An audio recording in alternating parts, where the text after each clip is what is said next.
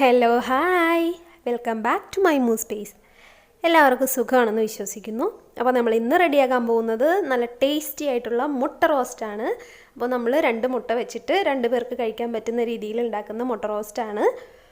അപ്പോൾ നമുക്കതിനാവശ്യമുള്ള സാധനങ്ങൾ എന്തൊക്കെയാണെന്നും എങ്ങനെയാണ് പ്രിപ്പയർ ചെയ്യുന്നതെന്നും നോക്കാം. നമുക്ക് വീഡിയോയിലേക്ക് പോവാം.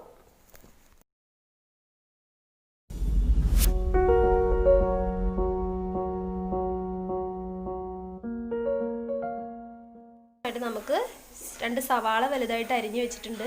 പച്ചമുളക്, കറിവേപ്പില, ചെറിയ ഉള്ളി, വെളുത്തുള്ളി, ഇഞ്ചി. അപ്പോൾ ഇതെല്ലാം നമുക്ക് കടുക് വറുത്ത് സവാള അതിലിട്ട് നന്നായിട്ട് വഴറ്റി മസാലകളൊക്കെ ചേർത്ത് എടുക്കാം. അപ്പോൾ നമുക്ക് വീഡിയോയിലേക്ക് പോവാം.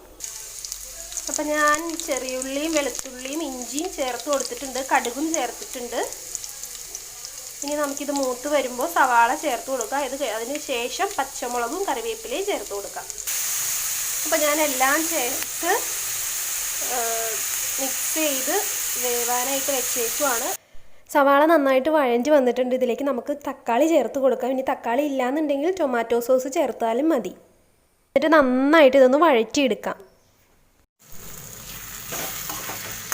നന്നായിട്ട് വഴഞ്ഞ് വന്നിട്ടുണ്ട്. നമുക്കിനി പൊടികൾ ചേർത്ത് കൊടുക്കാം.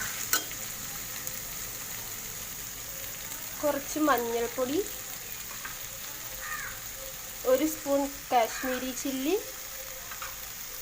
പിന്നെ നമ്മുടെ മെയിനായിട്ടുള്ള കുരുമുളക് പൊടി ചേർത്ത് നന്നായിട്ട് വഴറ്റിയെടുക്കാം. നമ്മൾ മസാലയൊക്കെ നന്നായിട്ട്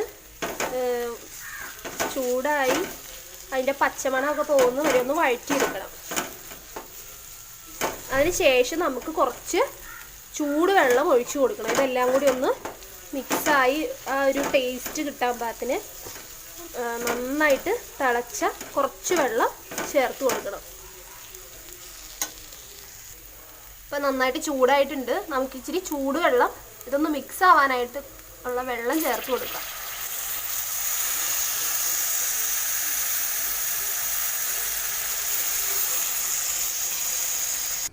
അപ്പോൾ ഞാൻ വെള്ളം ഒഴിച്ച് നന്നായിട്ട് തിളച്ച് കഴിഞ്ഞാൽ നമുക്ക് 2 ഡ്രോപ്പ് നാരങ്ങ നീര് ചേർത്ത് കൊടുക്കാം.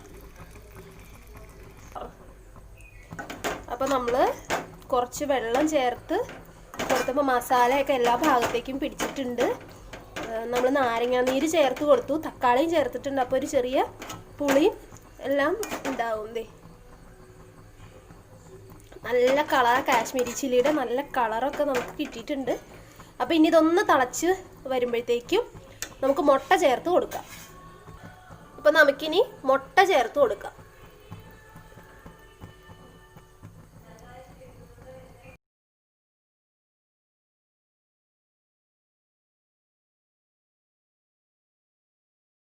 ഇനി നമുക്കിതിൻ്റെ മസാല എല്ലാം ഇതിലേക്ക് പിടിക്കാനായിട്ട് ഇതിൻ്റെ മേളിലേക്ക് ചേർത്ത് കൊടുക്കാം.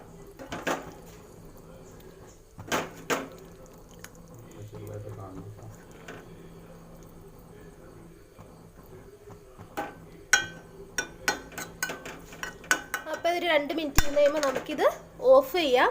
അപ്പോൾ നമ്മുടെ കിഡിലൻ മുട്ട റോസ്റ്റ് റെഡി ആയിട്ടുണ്ട്. എല്ലാവർക്കും ട്രൈ ചെയ്ത് നോക്കാൻ പറ്റുന്ന ഒരു കിഡിലൻ ഐറ്റമാണ്. അപ്പോൾ എല്ലാവരും ട്രൈ ചെയ്ത് നോക്കുക. ഈ വീഡിയോ നിങ്ങൾക്ക് ഇഷ്ടമായെന്ന് വിചാരിക്കുന്നു. ഇഷ്ടമായെങ്കിൽ ലൈക്ക് ചെയ്യാനും സപ്പോർട്ട് ചെയ്യാനും മറക്കരുത്. അപ്പോൾ ഇനി മറ്റൊരു വീഡിയോയിലൂടെ കാണുന്നത് വരെ Tata, bye bye, take care.